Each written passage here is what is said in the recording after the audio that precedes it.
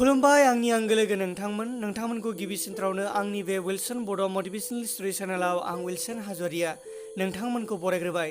लोगोफोर, आं दिनै नोंथांमोननि गेजेराव गोदानै मोनसे टपिक लाबोदों आरो दिनैनि बे टपिकआ जागोन प्लास्टिकनि सायाव। मानोथो दिनै जों सुबुं माहारिनि थाखाय बयनिख्रुइबो देरसिन सुथुरानो जादों प्लास्टिक।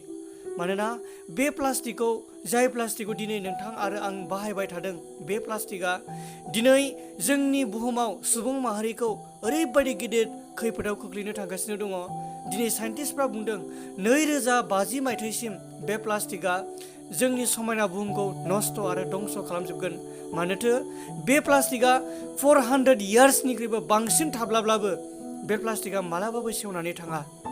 नाथाय लोगोफोर, दिनै हरखाबै मोनसे गोजोन रादाब जोंनि सेराव सफैदों। मा बेलाय?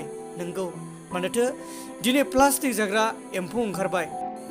प्लास्टिक जाग्रा एम्फौ, नंगौ लोगोफोर, नोंथांमोना थारखौनो खोनादों। मानोथो दिनै जोंनि बुहुमाव प्लास्टिक जाग्रा एम्फौ ओंखारबाय आरो बे प्लास्टिक जाग्रा एम्फौआ दिनै साइन्टिस्टफोरनि बुंनाय मथेब्ला सानसे समाव जोंनि बुहुमखौ बे प्लास्टिकनिफ्राय जोंखौ रैखा खालामगोन।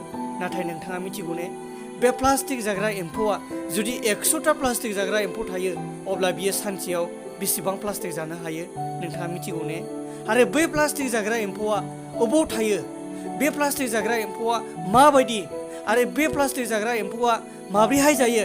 निस्सय नोंथांमोना मिथिनो लुबैयो। फै लोगोफोर, जों बिदिनो नायदोनि, देरि खालामाजासे जों बिनि सायाव जों सावरायलायदोनि।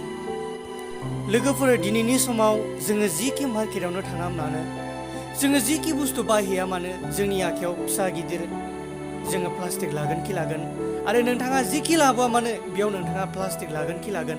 नाथाय नोंथाङा मिथिगौ ना, बे प्लास्टिकआ दिनै जोंखौ फोजोबस्रांनायनि लामायाव लानो थांगासिनो दङ। जाय प्लास्टिकआ जुदि जोंनि हायाव थाबाय थायोब्ला जोङो जेबो मैगं थाइगं गायनानै मोनजानाय नङा। बेयाव नोंथाङा जिखि फिथाइ सामथाइ बिफांफोर गाया मानो, बेयाव जेबो जानाय नङा। नाथाय दिनै जोंनि थाखाय मोनसे गोजोन रादाब, बेनो जाबाय वर्कसम होननाय मोनसे एम्फौ दिनै साइन्टिस्टफ्रा दिहुनबाय। आरो बे वर्कसम एम्फौआनो दिनै जोंनि थाखाय मोनसे गाहाम रादाब लाबोनो थांगासिनो दं। नोंथांमोना मिथिगौ ने, बे वर्कसम एम्फौआ दिनै नुनायाव मुगैथावथाव जानांगौ, मोनसे गिलु बालु एम्फौ जानांगौ। नाथाय दिनै जोंखौ बे एम्फौआनो रैखा खालामनो थांगासिनो दङ।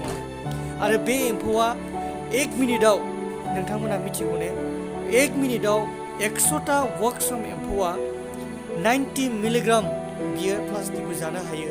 आरो सानसे समाव बे प्लास्टिकखौ जायै जायै फोजोबगोन होननानै दिनै साइन्टिस्टफ्रा बुंदों। लोगोफोर, आरो आं बारा गोलाव बुंनो थाङासै, दिनै एसेखौनो